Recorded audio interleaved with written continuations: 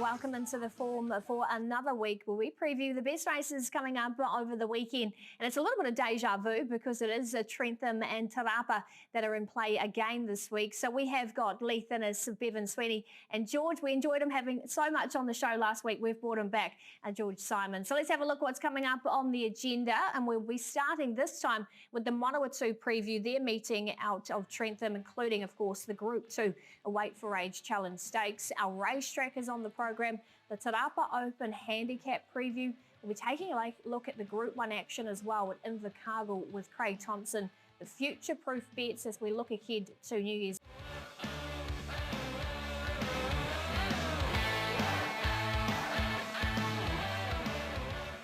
Our feature preview is out of Trentham, the Manawatu meeting there. So that's my opportunity to say a very good morning to you, Bevan Sweeney. We saw the rain come on Saturday last week. What weather can we expect this weekend? Well, it's been blistering down this part of the world, Pip. A very good morning to the team.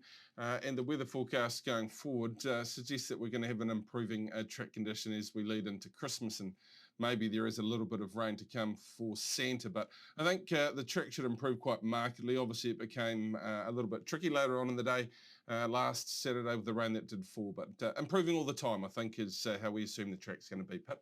Love it. Well, let's have a look at the market for the feature. It is the Bramco Granite Manawatu Challenge Stakes at weight for age level for the Group 2 here over the 1,400 metres. And you can see hitting the market, Romancing the Moon on the backup at $4, in from $5.50 as well. A little bit of money around Tav Attack for Alan Sharrock, $5.50. Got as short as $4.80, and another runner there, Puntura, at 4.8. So that's a look at the market. What about the speed, Leith? Yeah, Pip, there's plenty of speed in the race. Town Cry looks like the natural leader. Pinchuro goes forward, and you got Sergio from gate 2. So it's going to suit a horse like Romancing the Moon, Tav Attack. They can just sit off the strong tempo. That's where Leith thinks these horses will be mapping. And what about some form videos? We'll take you back to the first runner we want to highlight. That is a Romancing the Moon on the backup from Te Rapa here. Bevan, what did you make of her run?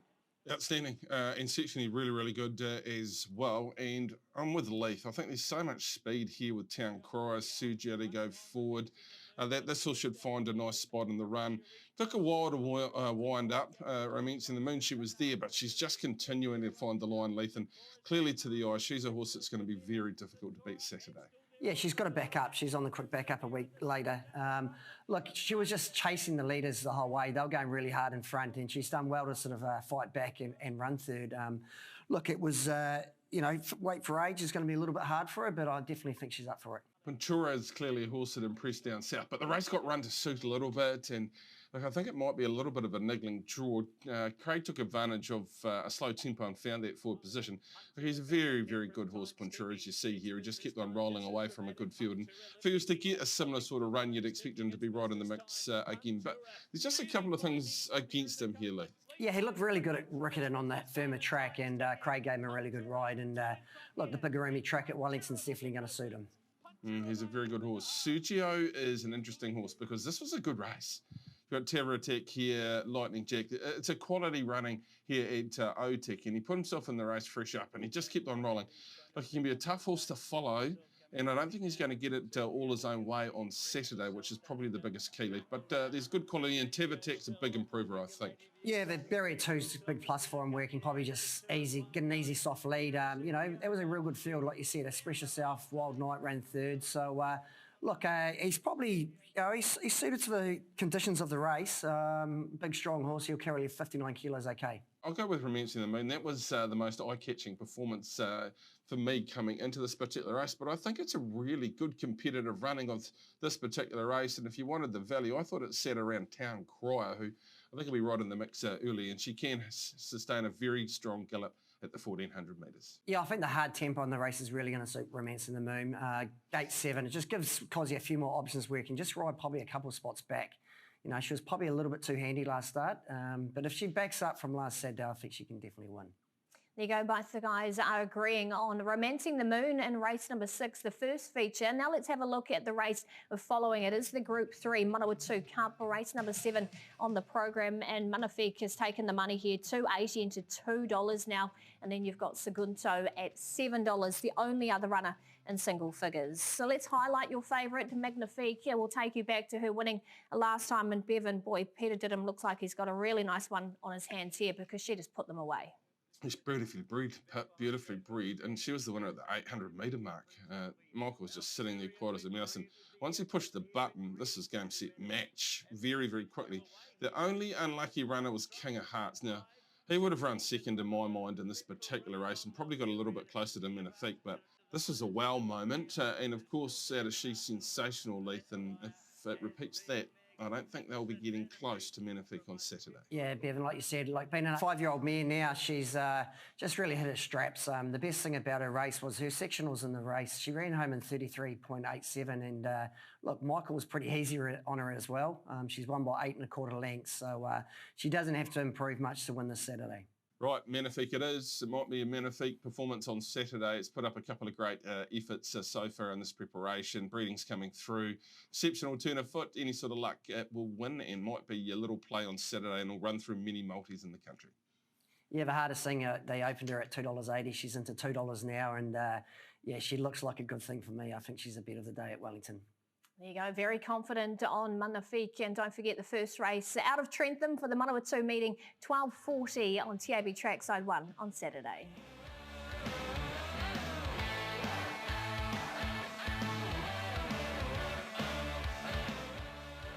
It's time for our racetrackers, our black bookers, or maybe the horses or greyhounds that have just really caught the eye. And as usual, we'll start with the man on my left, Leith Innes. So who have you found? Look, I'm going to take you to last Saturday at Te Rapa, Quintessa.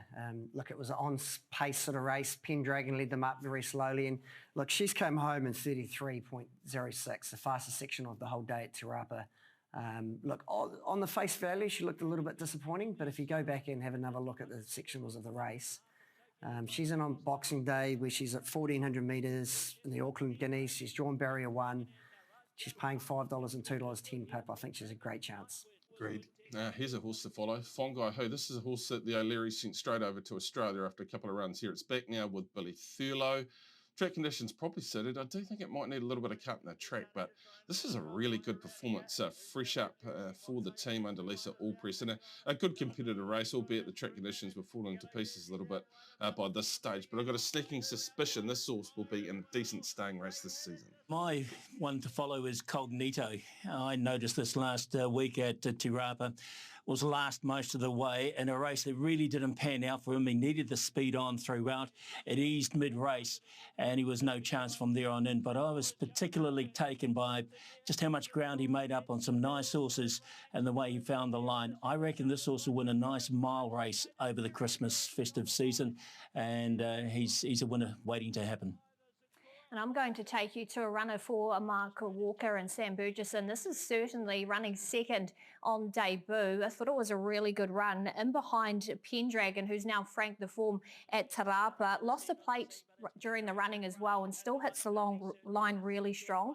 Won't have to wait long for this racetrack. It goes around at Matamata in race number 5 in a 3-year-old 1,400 metres, so steps up 200 metres and think it'll be winning next up. So here's a summary. Note these down. Pop them in your racetrackers on tab.co.nz and hopefully you get the spoils soon.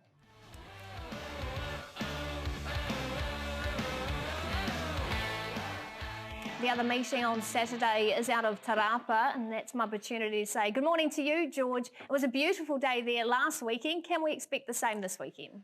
I think so. The weather in the Waikato at the minute, Pip, it's fantastic. So I think we'll have another great day. We had a great day last Saturday.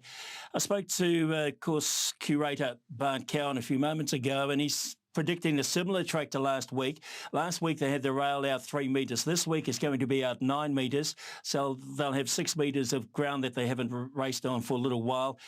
His goal is to have the track as a soft 5 by Friday afternoon. So come Saturday morning, it should be back to a good 4. So that's the plan from the man, Bart Cowan. Looks like perfect conditions then. And we want to touch on the Open. This is over the mile, race number 7 on the program. Accidental Tourist, $3.80, your favourite. Dusty Road at 4.8. And then you've got Asterix and Monza at around that 6.5 price with Ayatia Lad. So that's a look at the market. What about some videos? We'll take you back to Accidental Tourist running third at Otaki back on November the 30th. What did you make of this, George? Thought it was a nice run this particular day. I don't think its chances were aided by the horse on the inside of it moving out and the gold cap, the rider on the inside of it, and Devastated was. And it's just started to drift out a bit and cost, I think, Accidental Tourist finishing closer. As it was only ahead off the winner on this occasion, but it was attacking the line nicely. And I think it'll be pretty hard to beat Accidental Tourist, Leith. Yeah, look, he gets in well at the weights. He's got 54 kilos. Vinny Colgan on. He's riding so good at the moment, Vinny. So, look, he's drawing barrier 2, so he won't have to come around them. If he just gets that right run into the race, I think he's definitely a winning chance. A horse that I've always had a lot of time for is Dusty Road, trained at Taupiri by my good old mate, Moki Cameron, to everyone. And I think Moki will have this horse ready to rock and roll. He's pretty underrated. I know when you look at his recent form, you think just a run at Whanganui, it probably was too far for him that day. But this particular day, when he's run 5th in behind some really nice horses, and he wasn't that far off them. That was at Pukekohe in the Fulton listed stakes race. I think that's going to make him a good chance. I think Dusty Road in this race, Leith, how do you rate his chances? Yeah, he's a good man, Mikey Cameron. Like you said, you don't want to get a hard handshake with him because he just about breaks your hand into pieces. But look, the horse is underrated. He's going good. He's not overly big, but he puts in 100% every time. And he does look one of those horses. He does like Te Rapa as well. Another interesting runner in the race is St. Bathans, back from Australia, trained, of course, by Andrew Forsman. And this horse raced here in New Zealand before it went to Australia, where it performed creditably. And he's a horse that's got some ability. Look, he's got some quirks, Lethal. He's, I was going to be mean and say he's a bit like you. He's a bit wayward on occasions, but he's got some ability. Yeah, I actually rode him one day at Tiara as a maidener, and wow, he was out of control.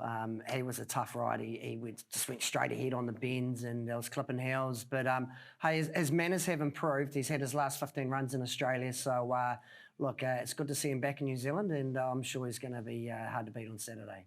Yeah, if his manners have improved, and let's hope they have, I think he's going to be a chance in the race as well. But I think the horse they have to beat in the race, Leith, is Accidental Tourist. It was a lovely run last start, and as I mentioned earlier, it wasn't helped by the fact that the horse on the inside of it, Devastate, just tended to drift out and took him with it. Accidental Tourist was only ahead off the winner. I think it's going to be a big chance on Saturday. Yeah, I'm with you as well, George. Look, he's just got the perfect draw, barrier 2, Vinny Colgan on, 54 kilos.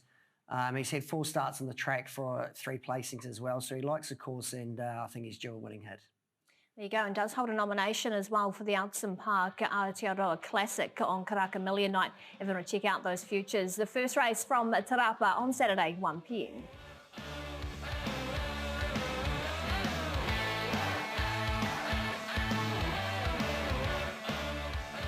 As Craig Thompson joins us again, and Craig, we've got Group 1 action on Friday out of Invercargill. Yeah, thanks, Philippa. Really looking forward to the Group 1 Invercargill Cup. Of course, last year taken out by Krug. Club's done well. They've got 9 runners for 110 grand. And of course, they've got Beach Ball up against Self Assured. What Beach Ball has got is a 10-metre advantage. Let's have a look at the market because he shortened in. He was $2.10 on opening, so he's now into $1.90. Self Assured at $2.70. You got Mosdale being good beginner at $6.50. And American Men at Stablemate got you covered. They're in the mix as well. Key video to show you is the Summer Cup because, gee, once Beach Ball got rolling, he proved very hard to catch. As we look at him here, he's got about 3 lengths. Self Assured's jumped onto his back and dropped to the trail here. They're running home in excellent sectionals. When he does this and he front runs and gets into that wheelhouse, he's a very hard horse to run down. 3,200 metres, no problem. He's won on the track. And as I said, that 10-metre advantage is crucial.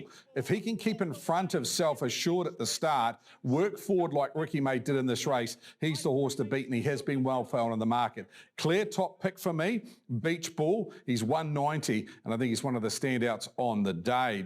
The main race for the trotters, really good field, is the David Moss. Now, we've got Oscar Bonavina in here. He's short, of course, coming off his Dominion Handicap win. Let's have a look at him. He's 165. Smokin' Bandar heard a gallop last start, but we know his professionalism when he gets it right. He's $4.50. Hidden Talent, I quite like her at $8.50. Now, she's off the front. She's been off big handicaps, loving the Port the Row Cup winner and Majestic Man and the twilight of his career, but going great races as he proved in the Group 1 last start. Let's have a look at that. So we've got Oscar. He's 3 back on the inside here. He's just looking for a little bit of room. Majestic Man's rolling in front. Smokin' Bandar has a gallop at the wrong time. Resolve runs into the race. Now, Mark Purdon gets an inside gap. It's an inch gap to get through, but the class of this horse and the speed of this horse got him out of a tight spot. He dashes up the inside and he's too good for them. So he's the winner of the Green Mile. He's the winner of the Dominion Handicap and he's, of course, the Group 1 winner of the Free For. When Oscar's been beaten, the key thing about him is when he gets back in the field. He got beaten at Kaikoura from getting back in the field and he got beaten at Ashburton from getting back in the field.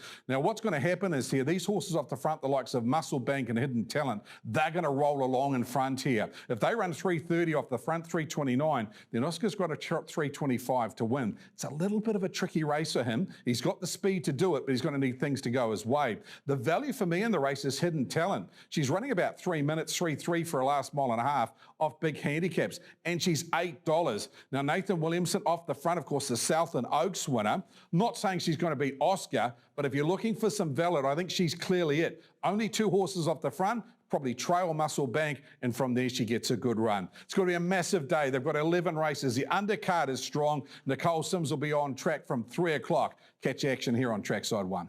Thanks, Craig, and don't forget the feature, the Ascot Park Gold Cup, gets underway at 7:37 on Friday. So future-proof on the form. We look ahead to New Year's Day. Of course, we have the 2 Group 1s, and we're featuring the Railway Sprint firstly. We're going to take you back to the market here where Babylon Berlin is $2.60. Don't forget she is boosted though with New Zealand TAB at 3.2 if you want to take her. Sacred Satono at 4.8, Maven Bow at $5, and then Dragon Leap at 8. The only other runner in single figures. Well, she's been denied a Group 1, but let's take you back to last year in the Sistema Railway. This is Babylon Berlin. Bevan, she runs second, denied by Champion Sprinter now and Imperatrice. Well, she doesn't have the champion to go up against, which is a pretty big bonus for Babylon Berlin. Look, I thought she was fantastic, fresh up. Second up, they can just be that little bit soft, and she just raced that little bit away, that way to second up performance, expecting a very good performance on the first. She's a very good mare. She deserves one, and I think she's going as well as last season. Yeah, she definitely deserves a Group 1. She's gifted at the weight. She is 54 kilos. Jason Collett's coming over to ride. Look, she hasn't won at Pukekohe as yet. She's only had a couple of placings there for 2 seconds, I think.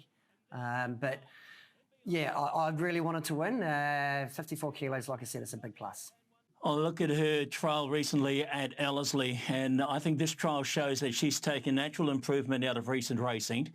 And you're right, Leith, she deserves to win a Group 1. And I think she will. She'll get her chance on New Year's Day.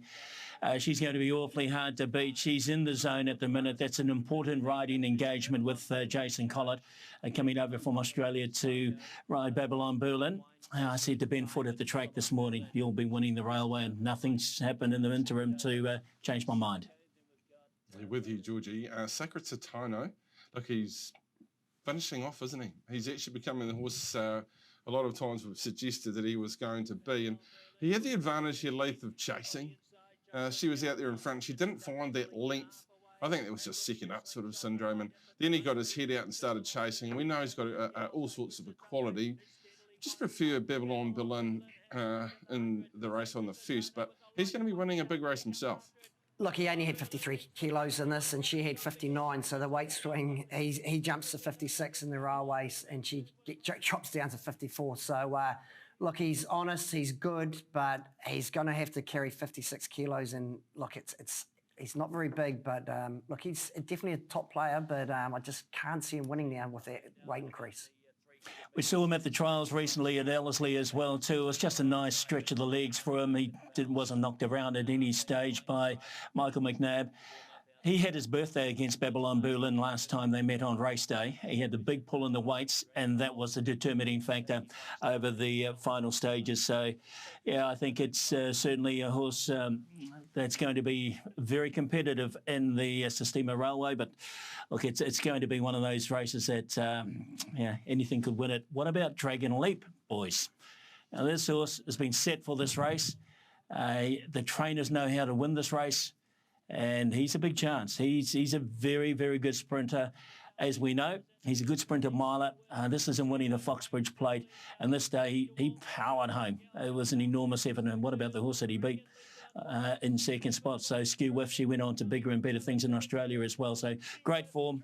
I think he's a live chance. Yeah, he's got 57 kilos. He's well weighted, George. Look, he's a 104 rating horse. He's won at Pukekohe fresh before over 1,100 metres, so the big roomy track's going to suit him. Look, he's a very good horse, and you know he's racing against some better horses in Australia and at Brisbane and those sprint races as well. Can win. Definitely can win. The biggest danger to Babylon Berlin, if he gets the right sort of run, one quick split at them, this horse has all the quality. I think he gets an absolutely perfectly to be winning this particular race. Coming from a barn who know how to set them for the Group 1s, and he's lightly raced in his preparations, and he'll be right on the mark come first. And here is Waitek. Well, he just throws a spanner in the mix, really, because we knew he was very, very talented in his first preparation. He's come back and put away a decent sort of field with a lot of ease, and he's big, bold. Still not the 100% racing manners-wise, but he's better, and he's a horse that just adds a lot of interest, Lee. Yeah, he does. Look, O'Sullivan's got a great record in the railway, and look, he's got 55 kilos, so he's not really well placed at the weights. He does get Warren Kennedy on. Look, he's one of those horses. If there is plenty of speed in the race, he'll get back off them and he could be storming home late. I think it's a wonderful field once again, but it's Babylon Berlin's time to shine at Group 1 level. She's deserving of a Group 1 success. She's chased home a couple of very, very good horses at Group 1 level in recent starts, of course, at that level. But she's the one, I think, the way that the race has panned out, is particularly her position in the handicap. I think she's going to be awfully hard to beat. She's the one to take out the railway. The weight suit here down to the ground. I think the biggest danger is Dragon Leap, and maybe the blowout is one we haven't mentioned in Maria Farina. If she put it all together and concentrated, she's got a spectacular turn of foot. But I'm Babylon Berlin. I hope she gets a Group 1. I'm going to go Marvin Bell. Look, she's got 53.5 kilos. She tried up real good against Sacred Satano. Look, she's a Group 1 winner. There's so much speed in this race. I think it's just going to suit one of those horses back in the mid-pack. And look, if she gets out late, she's going to be flying home, and I think she can win at good odds.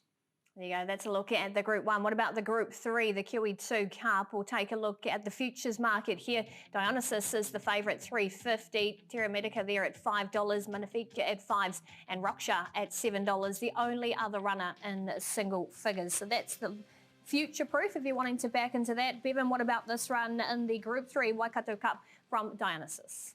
He was fantastic. He can be a bit hot and cold, Dionysus, but he's had a purple patch of form. He does it every season, so he'll just continue on with it. I just didn't know what to make of Mary Louise. I think they might have just ridden her too handy to the speed, and then she just didn't finish off. But look, when he hits form, he holds it, Dionysus Lee. He does. Look, he was, he only had 53 kilos in the race. He probably, I thought he deserved to probably win by a couple more lengths. Look, he still won, but I've just got a little bit of a question mark on him when he jumps to 55.5 in the Queen Elizabeth Cup. Yeah, I agree with Leith. I thought the horse was entitled to win by a bit more than what he did, Dionysus. So for mine, there's an element of doubt. There's no doubt about this horse. Gee, it is absolutely flying, Magnifique, and this win, we've spoken about it previously, it was always going to win. From about the 900-metre mark onwards, you could see Michael McNabb had a lap full of horse. And Magnifique, it was dominant, and it's a definite winning chance in the Queen Elizabeth Cup. Look, she's only a slim chance of running, but I think if she lines up, I think she's the winner. 53 kilos, 2,400 metres at Pukekohe. Look, she came home in 33 seconds here at Wellington, and look, the big roomy track at Pukekohe, look, she's just had she's in a top class at the moment, and if by chance she gets there, and it's the 8-day backup, but if she does, I think she'll be winning. It'll be interesting. It'll be interesting with her. I'd like to settle on through what she has done on Saturdays. Like she's had 2 career best performances in the last 2. it's hard to really hold. I expect her to be very competitive and, if not, win on Saturday. If she does that, but we'll see what Peter does with her. But he does like to step them up to the mark. She's all sorts of quality, and hard to see her not being in the mix if she does head to that particular race. Terra Mythica is a horse that you can follow into some of the biggest staying races. Look, they've obviously spent a bit of money to get this horse into the country, and it just loomed up. True blue staying action, just kept on finding the line. I don't think there was a spectacular turn of foot there, but probably got better the further this horse went left. Yeah, look, her manners have improved as well. 2 starts ago, she was really naughty at the start. She's had a trial since then, and look, having that run under her belt, 2,400 metres is definitely going to suit her. And look, she gets some more 53 kilos. She's got to be a strong chance. Yeah, I love the way she won. I love the way that she found the line. She had a good turn of foot at about the 250 metre mark and kept up a strong gallop to the line. But I also like the horse that finished second to her that day in SVR. Let's go and with my top selection, and it will be Platinum Invader if he does make the race. I think he's staying and going as well as he has been going all year, and previously into last season when he did take out the Auckland Cup. I thought his fresh run was very, very good. He was back to the 1,600 metres last up. He was never really going to be competitive, and he was very, very good in that particular race as well. So he's a bit of a smoky for me, Platinum Invader in the race. Yeah, I thought I've got the smoky in SVR. I think there's a sense of timing around its preparation towards this race, and its last second behind Terra Mythica at Pukekohe showed that it was right in the zone. So I think, my one is SVR for the Weatherly family, and I think he's ready to rock and roll in the Queen Elizabeth II Cup. Yeah, hopefully Magnifique does get there. If she does, I think she'll be winning, especially at the weights, 53 kilos. But if not, just watch out for Terra Mythica. She's flying at the moment as well. That's what the guys are liking. And don't forget, as they mentioned, maybe Magnifique doesn't go there or other runners. Well, you have got the future proof to play into. So you get a bonus back if you place a future win bet and a refund up to $50 if they do not end up going there as a bonus bet. So a real incentive to maybe take a nice price in those futures.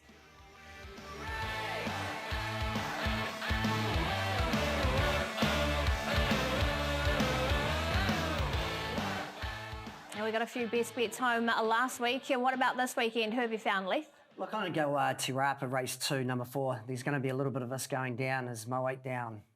Look, she had a real nice trial at Ellerslie. Look, she's a really classy filly by Pero. She's well weighted. She's got a good draw. Sam Weatherly on. I think she'll be winning. I'm taking you to the last at Trentham. I do think there's some nice plays at Trentham on Saturday, but Simbin was my race tracker last week. Gets up to the 1,400 metres on Saturday. They are playing Colorado Silver Moon money, but the $3, I was a bit shocked at that. I sort of had to take a second glance. I thought it would be at around that $2.20 mark. So $3, Simbin, Good Gate, Craig Grills, Robbie Patterson, in the colours of Sandy Cooks, and my best on Saturday.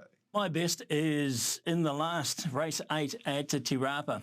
It is Kenobi. It took forever to win a race, but once it's found the winning post, it's really starting to put in. And I love that the last couple of efforts. I thought they were runs of a horse that's right in the zone as well. And for the Corniche team, I think with Matt Cameron aboard in race 8, the last at Te Rapa on Saturday, number 3, Kenobi, can continue its good form at pretty good value. And I'm going to head to a greyhound at Whanganui on a Friday night. Race number 2. Might not get any Christmas presents if I put the cobwash on it, but it's a thrilling vault for Carol Morris. It's a greyhound that's been trialling up really well. Trialled 21.60 at Palmerston North, and I think he goes home a winner on debut in race number 2 on Friday. So here's a summary for you. We'll be starting off with Kenobi for George. I'm with Thrilling Vault, Moe down for Leith, Sinbin for Bevan, and the Whale is jumping in as well with Franco Marek there at Westport on Tuesday. Well, that concludes the show. Once again, gentlemen, thank you for joining us, George, Leith and Bevan. Have a Merry Christmas to you and all you at home as well, and we'll catch you back next time.